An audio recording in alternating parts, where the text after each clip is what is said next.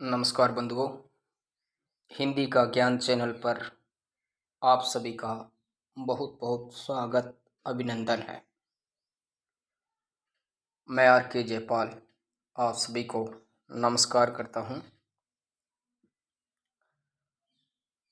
तो दोस्तों, आज हम हिंदी व्याकरण का व्यवहारिक ज्ञान बिंदु के अंतर्गत अध्ययन करेंगे। हिंदी व्याकरण को मोटे तौर पर हम वर्ण विचार, शब्द विचार और वाक्य विचार 3 वर्गों में विभाजित करके संपूर्ण व्याकरण के विभिन्न पक्षों का अध्ययन करते हैं। यानी वर्ण, शब्द और वाक्य, इन 3 बिंदुओं पर हम संपूर्ण व्याकरण का अध्ययन करते हैं और व्याकरण भी इन तीनों के इर्द गिर्द ही चलती है। तो दोस्तों, हम व्याकरण के विभिन्न पक्षों पर विचार करते हुए आगे चलते हैं।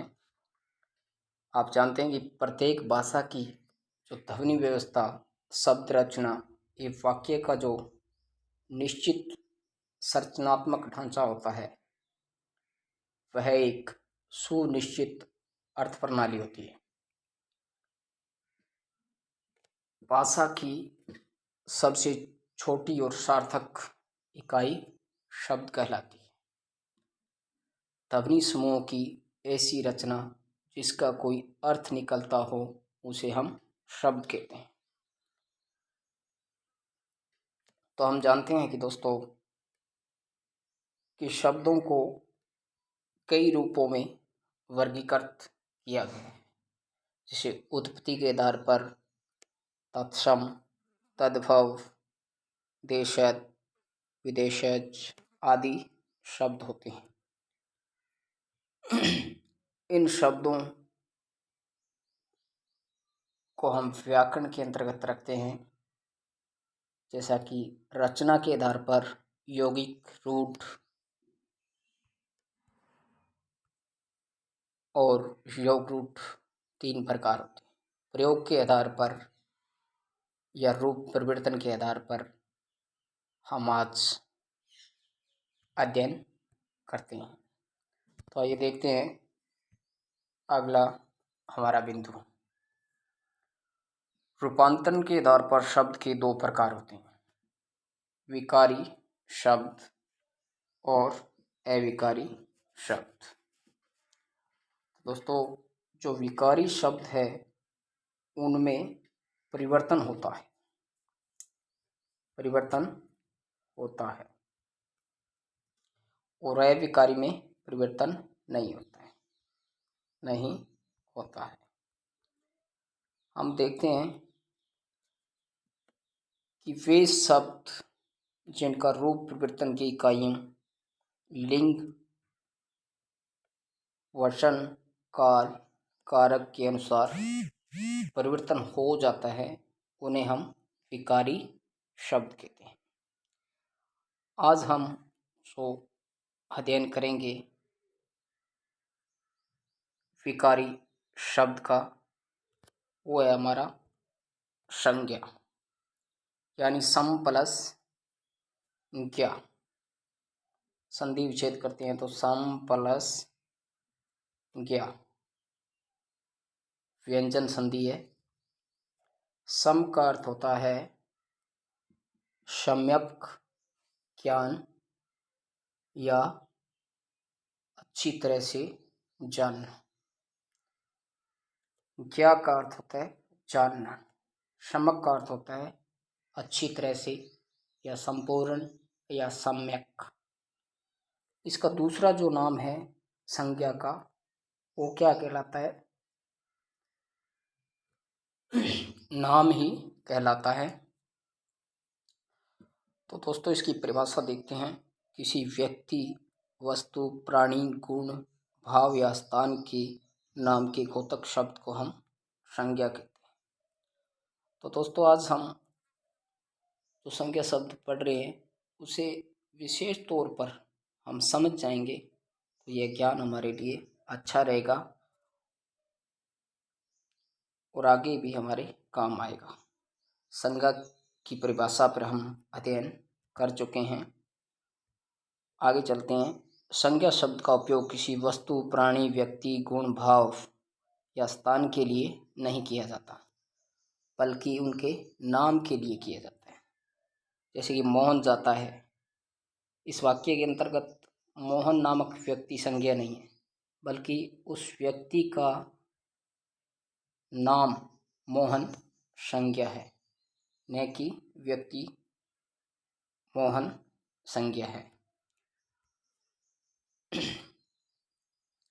उदाहरणों के तौर पर बात करें कि व्यक्ति का नाम, वस्तुओं का नाम, गुण का नाम, भाव का नाम, स्थान का नाम। जैसे व्यक्ति का नाम रमेश, अजय, विराट, नवदीप, राकेश, शंकर।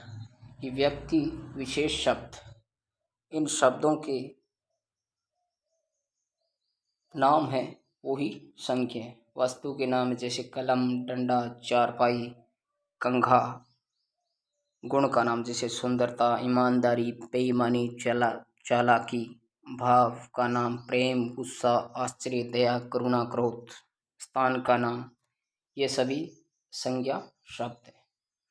मुख्य रूप से संज्ञा के 3 भेद होते हैं: व्यक्तिवाचक, जातिवाचक और भाववाचक। इन तीनों भेदों के अंतर्गत हम बात आज करेंगे, वो है व्यक्तिवाचक संज्ञा। किसी व्यक्ति विशेष, स्थान विशेष और किसी वस्तु विशेष के नाम के घोतक शब्द को हम व्यक्तिवाचक संज्ञा कहते हैं। रवि या जयपुर या रवि नाम प्रत्येक व्यक्ति का नाम नहीं हो सकता, किसी एक का ही होगा, यानी व्यक्ति की इसमें रवि की पहचान होगी। जयपुर देश या दुनिया के प्रत्येक शहर का नाम नहीं हो सकता। व्यक्तिवाचक संज्ञा सदैव एक वचन होती है। ये जो मैं अंडरलाइन कर रहा हूँ, ये विशेष बातें हैं, प्रत्येक प्रयुक्त होते हैं। इनका बहुवचन जातिवाचक संज्ञा शब्द बन जाता है। यानी इसमें विशेष तौर पर ये देखा जाता है कि जो व्यक्तिवाचक संज्ञा होती है वो हमेशा एक वचन होती है।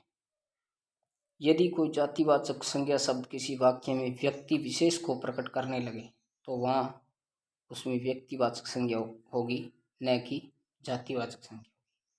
कई बार हम उपाधि या उपमा, जो रूट, योग रूट शब्द हो जाते हैं, उन्हें हम व्यक्तिवाचक संज्ञा के अंतर्गत न रख के जातिवाचक संज्ञा के अंतर्गत रखते हैं। जैसे शास्त्री जी एक ईमानदार प्रधानमंत्री थे, इसमें शास्त्री जाति का बोध नहीं हो रहा है। यानी हमारे देश के पहले जो प्रधानमंत्री थे लाल बहादुर शास्त्री,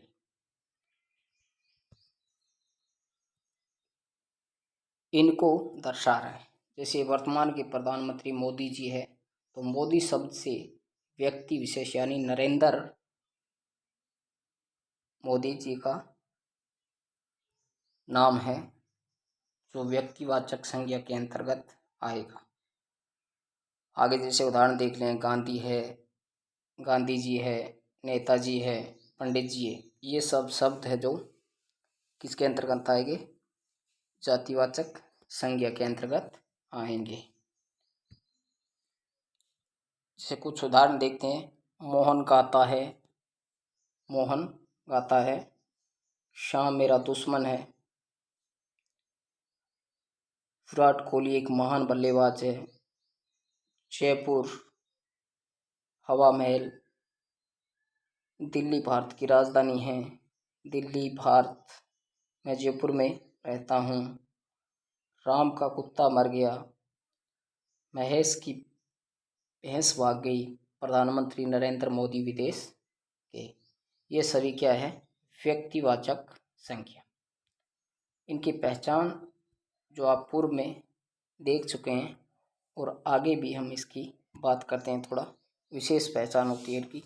व्यक्तिवाचक संज्ञा को पहचानने के लिए यह ध्यान में रखना होता है कि व्यक्तिवाचक संज्ञा हमेशा एक वचन होती है, बहुवचन व्यक्तिवाचक संज्ञा नहीं होती। यानी व्यक्तिवाचक संज्ञा का हमेशा प्रयोग एक वचन में होता है। जैसे नाम आ रहा है मोहन, तो आप मोहन का मोहनो नहीं कर सकते, मोहनो नहीं कर सकते। जैसे जयपुर, जयपुर का जयपुर नहीं कर सकते। तो ये इसकी विशेष पहचान है व्यक्तिवाचक संज्ञा की।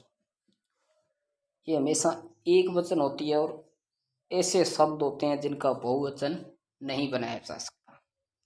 तो दोस्तों, ये था आज का अपना बिंदु। नमस्कार और धन्यवाद।